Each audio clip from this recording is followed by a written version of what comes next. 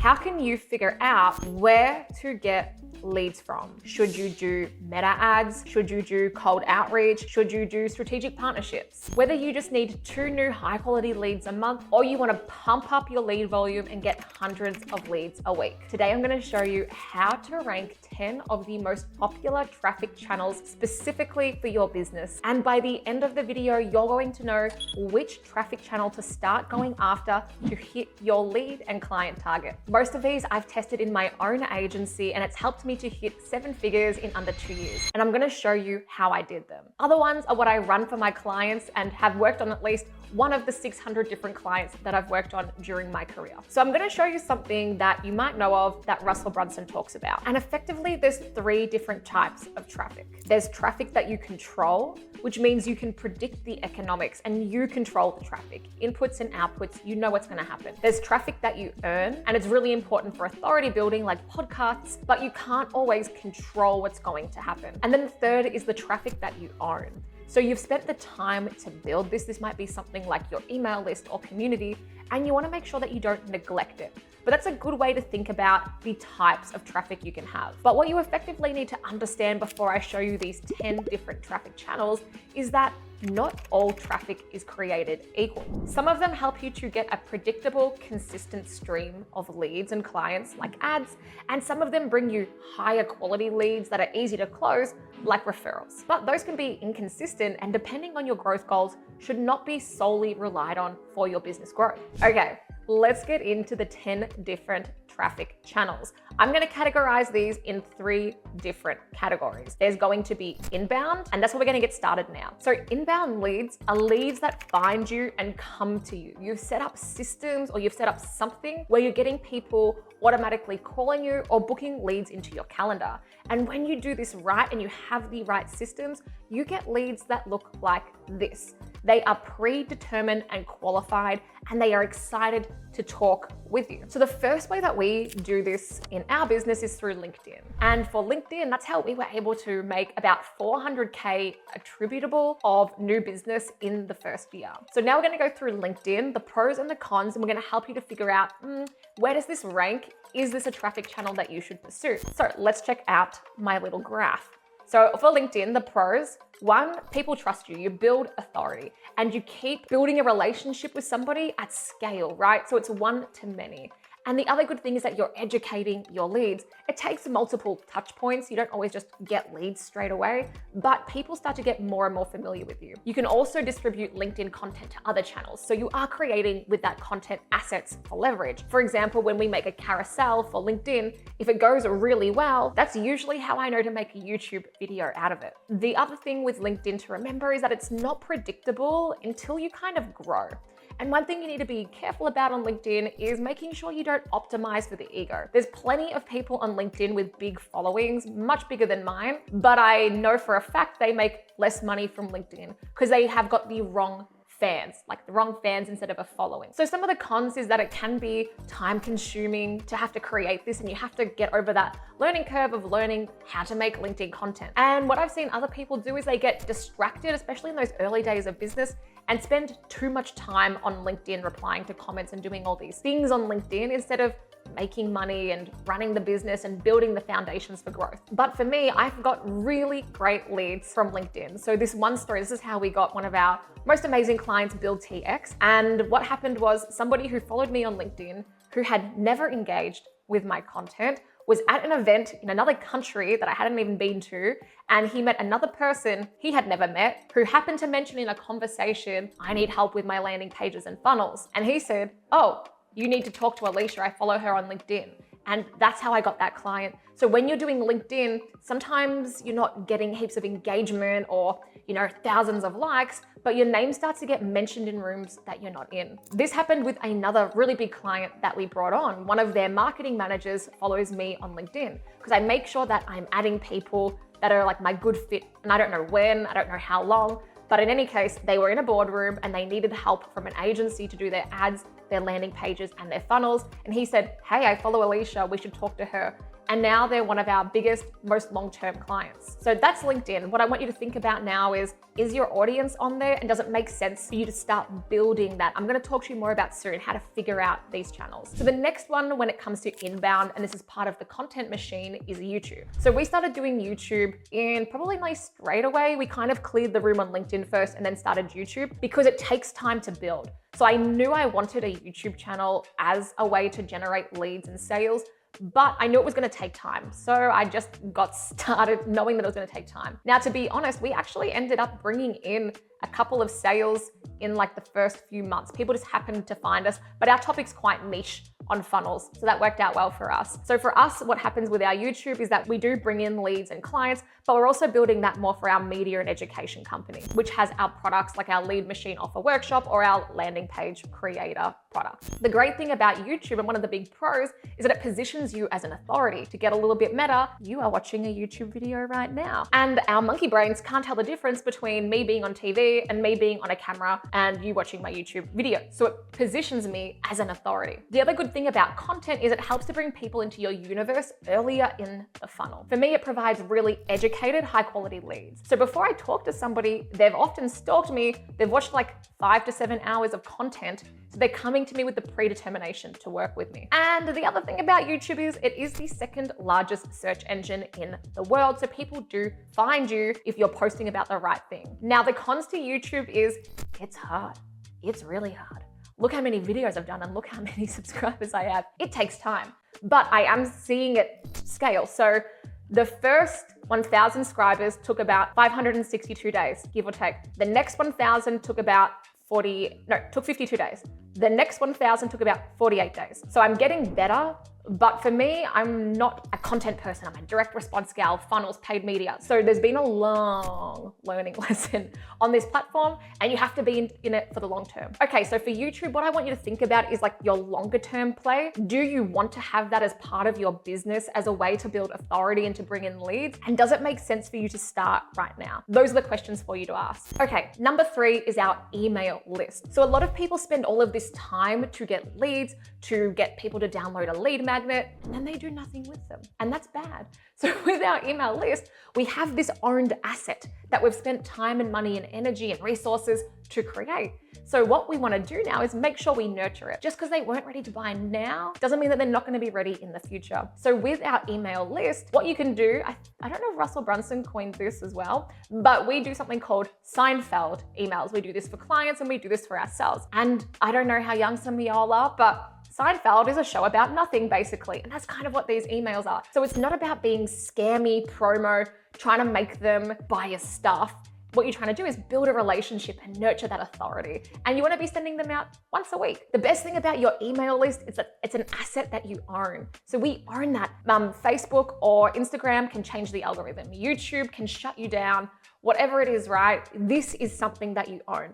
And your goal should be to get any attention, especially from your content, off of that platform and onto something you own. So it might be your email list, it might be a community, but even a community, it might be in school and you don't own that. So you want it to be on something that you own. The cons is of like, it takes time, right? Like it takes time to build. There's ways to hack it to move way faster, but it takes time to build and it's not gonna be a lead machine straight away. However, if you've taken the time to engage somebody, it's probably good practice for you to be making sure that you're sending out weekly emails. So for the email list, if this is gonna be a channel for you, you're gonna be like a lot of my clients where I'm like, oh, how big's your list? And they're like, 5,000, 10,000, 100,000. I'm like, cool. How often do you email them? When we wanna make money. We don't wanna do that. We wanna build a relationship with them. Okay, our next one for inbound is meta ads. And the problem with ads is that I think a lot of people have been brainwashed to believe you need ads to scale and grow your business. And here's the thing, ads are fast, but content lasts. And having one or the other is not really the option. You should have both, especially if you're a bigger company trying to scale. Because if you just rely on ads, I've worked in companies where we had an over-reliance on Facebook. This little thing called iOS 14 or whatever it was called happened, and we were up the creek without a paddle, as they say. So you want to diversify your channel strategies, and it's not about choosing just one. But bringing it back to meta ads. Now, they're great because you can scale and you can go fast, but they're not right right for every business. And I say that in the, not that, oh, my market isn't on Facebook. They probably are. Like, I've literally worked in so many industries. Most of them you can find on Facebook or Instagram, but it's whether you have the appetite to wait until it works, because marketing is a humbling sport and we don't just turn on ads and they start like working, you make $1 million and you retire to the Bahamas, right? Unfortunately, it is an iterative process. And so when I'm bringing on clients, they're in one of two camps. One, they've got something kind of working, but they can't scale it. It's not predictable, it's not consistent, it's not high quality leads. And that's usually because the ads suck, but it's proven it'll work. They're not very good, or they don't have a funnel or a landing page. And then I can fix the whole system, right?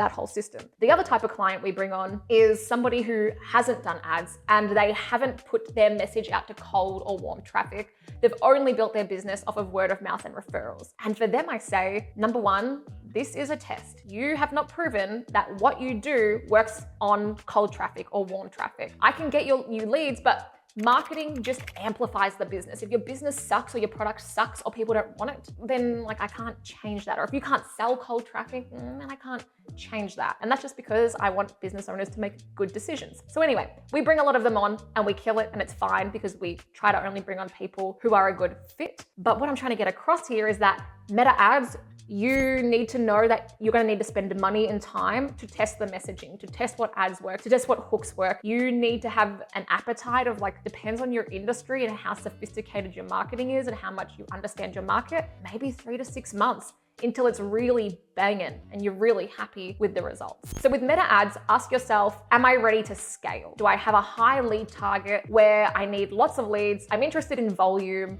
and I want to pump more into the machine. If yes, then meta ads is probably for you. The next one is Google ads. So Google ads is great because you're going to get in-market leads who are pretty much looking for what you do. And that's awesome. One of the negatives to that is that all of your competitors are probably doing it, and that competition can drive up prices on the cost per click. You don't get to dictate that. It just comes down to what's happening in the competition. But you get to bring in high intent keywords and people actively looking for you. So one of the negatives is that you're only bringing in market leads and you're not necessarily building that pipeline or building that email list. You're just hoping that somebody types it in, they click on it, they look at it, they convert on the landing page to be a lead, and then your sales team can convert them. If your market is on Google ads and it's financially feasible for you to be there, you should, but you should not over rely on it. You should not just do Google ads because that's one little chunk of your market in that buyer's journey. And your market will go through that buyer's journey whether you hold their hand or not, which is why it's important to have a diversified leads channels,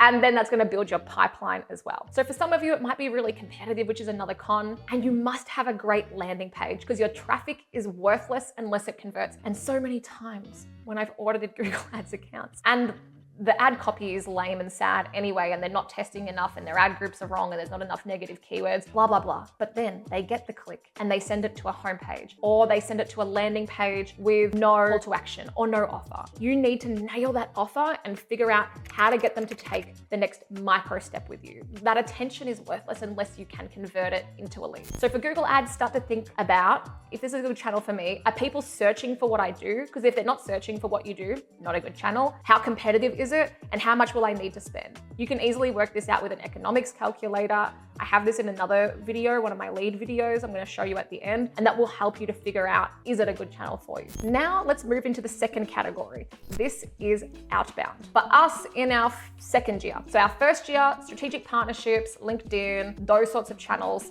they were really doing it for us. We burnt out in the first year, took a month off in December, came back in January and declared the great lead crisis of 2023. We did not have a way to get leads. We had no pipeline. Who would have known you take a month off and that's what happens? So it was our mission to figure out cold email. And when I say that, most people think, man, cold email doesn't work, or it's too scammy, it's too spammy. Only if you don't do it right. When we got it right, we started to book leads and make sales, but also instead of being an annoying pest in the inbox, we were a welcome guest. And we were getting messages or emails back like this, where somebody is literally saying, this is a great email. hat tip. How often are you sending a hat tip to somebody who does cold email? So cold outreach, cold email are not the same thing. Cold outreach can be DMs. I'm kind of more talking about cold email. The thought process is often the same, but with cold outreach, you can predict what somebody wants. So similar to ads, Meta ads, Google ads, you can predict the economics. You know how many inputs get the outputs to get the outcomes. And that's why we liked it. And when we were in second year of business, we didn't have the appetite to potentially learn, I won't say waste because it's not waste, but invest and learn from thousands of dollars on Meta. We just didn't have that budget. So cold email, because we could DIY it and figure it out. The annoying thing is it takes time to figure out. And you need to figure out what are the good qualifiers and how to build a good list and to figure out the technology, etc. So I'm just quickly showing you on screen, if you want to have a little pause and a little read, one of the emails that we sent out and how we break it down. I have another video on this, on how we send cold emails that people love. And if you want to dive into this, then go do it. For you, if you want to do cold, think about, again, do you have the appetite to wait until your cold outbound machine is working? I don't think you'll crack it straight away. Otherwise, you could hire an agency who has a system. They're not cheap. They're usually maybe $3,000 to $6,000 a month because I refer a few of my clients to them when they want to diversify. And that's the other thing. Is it time for you to diversify? Have you tapped out Google ads? Have you tapped out Meta ads? Is it, hey, we don't want to have a reliance on paid. How can we bring in stuff from another channel? And now the next one for outbound is, it can be an outbound, it can be an inbound, but we call it whale hunting. And now for us as an agency, we are not a big volume churn and burn agency at all, right? We bring on 3 to 5 clients a month max, and then I want to keep those clients. That's my whole goal, turn them into a case study and keep them. Which means that it's very important that I get the right type of client, which I call a whale. Now, a whale doesn't mean enterprise clients worth billions of dollars, but by doing this, I have landed billion-dollar clients like Linktree and Kogan and Wayflyer. But instead, with whale hunting, it's about really understanding who your target market is and then figuring out a strategy to attract them to you. Now for me, well, this is actually something Dan Kennedy says, and he says, whales mate with whales. So whatever picture that conjures up, deal with that. So we have built a lot of authority, and part of this whale hunting is going and talking at events. Like I did a keynote at Traffic and Conversion Summit, going on podcasts, going where my whales are hanging out so I can get in front of them and then they come to me. But you can also do this in an outbound approach as well, in cold outreach with direct mail. So we worked on this with a client in finance where they wanted to bring in e-commerce companies doing over like $100 million or $200 million a year. This is back when I was consulting a bit more. And we did a direct mail piece because they're not looking on Google ads. They're not like going to convert on a Facebook ad. It's all about relationships and it's about referrals. That's usually how it is. So we ran events and we did direct mail. So this whale hunting, if you have like this is for you, if you have a small target market, you know that it's more relationship based, you have to get a bit more creative. Now, this is something that if anyone's interested, let me know in the comments and then I'll make a video on how to do this because there's like a lot of different ways to think about it. So let me know in the comments if that sounds like you. You want high quality leads, not volume. Your target market or your clients are usually high ticket and you just need to bring in a few. And now we are at the third category, which is strategic partnerships and referrals. So for referrals, this can be from your existing clients. And if you have a good service, that'll probably happen automatically. But so many companies proudly say, oh, we're all word of mouth and referrals. That's how we grew the business. Then I'll ask them, what's your strategy? And they don't have one. Womp womp, another womp womp. That's bad. You want to not leave that up to chance, right? So with your referrals, usually it's more around training the team, maybe your account managers or who deal with people, especially if you're more service-based, to listen out for things and then figure out how you can get your clients to refer. Again, for this one, it takes a little bit more time to explain. So if you'd like me to do another video on it, let me know. But it's important to have a strategy on how to get your clients referring. The other type of referral is more like what I would call strategic partners. So with strategic partners, Jay Abraham is where I think I first came across this and learned it. But effectively what you want to think about is who does your target market engage before and after you, because they're not your competitors, but they're part of this buyer's journey. And how can you create a really lucrative, exciting offer for them to want to refer traffic to you? So for example, let me show you this page. In our first year of business, we were just project-based and didn't do traffic. Big womp womp, don't do that. So a lot of traffic agencies were our referral partners and we would help them work on campaigns. And we made them this page so they could send it to their clients and then we would work with them and work with the client. and we made it easy for them to refer. That's the whole point. So that's referrals and that's strategic partnerships. You should set this up by default because it's just leveraging assets you already have. But the problem is they're not predictable, consistent, or scalable. And now the last one that really helped us in ongoing, we're in our 3rd year of business now, has been tapping into other people's audiences who have already built the trust and have already spent the time and money to build an audience. And a lot of that has been through podcasts and events. It's great because you get to build authority and to tap into new audiences that would otherwise probably take you ages to build. And you also get to build a relationship with the host and to learn more about that person. And it doesn't mean you have to create your own event or your own podcast. You can just go and do guest appearances on other people's. So for example, recently I was on the Social Media Examiner podcast, which at the time of shooting is about 12,000 views, and I've booked like 20 or 30 leads. That's pretty good. And like my YouTube channel is definitely not doing those volumes at the moment. Or for example, I did a keynote at Traffic and Conversion in January in Vegas, and that brought us in like 5 clients in January, and now there's probably like 4 or 5 in pipeline from that event, or just going on other podcasts like Perpetual Traffic, Entrepreneurs on Fire. So now you're probably thinking, okay, how do I decide? Just remember that choosing the traffic channel, it needs to match the stage of your business journey. Probably don't do meta ads if you're just getting started and you don't know who your target market is and you don't know what messaging works. And if you're bigger and you're only doing Facebook ads and you just keep scaling that and you haven't diversified your channel traffic strategy, don't do that either. Ideally, you have a mix throughout inbound, outbound, and strategic partnerships. And then remembering with lead generation, there's 2 levers you can pull: quality or quantity. And they're not mutually exclusive, but these different channels are gonna bring you in different qualities of lead that are gonna be easier or harder to close or require more nurture. So team, appreciate you jumping onto another video training with me. Let me know in the comments which traffic channel strategy you're gonna go after. And if you enjoyed this and you want more training on how to get more high quality leads, make sure you subscribe to the channel, and I'll see you on the next video.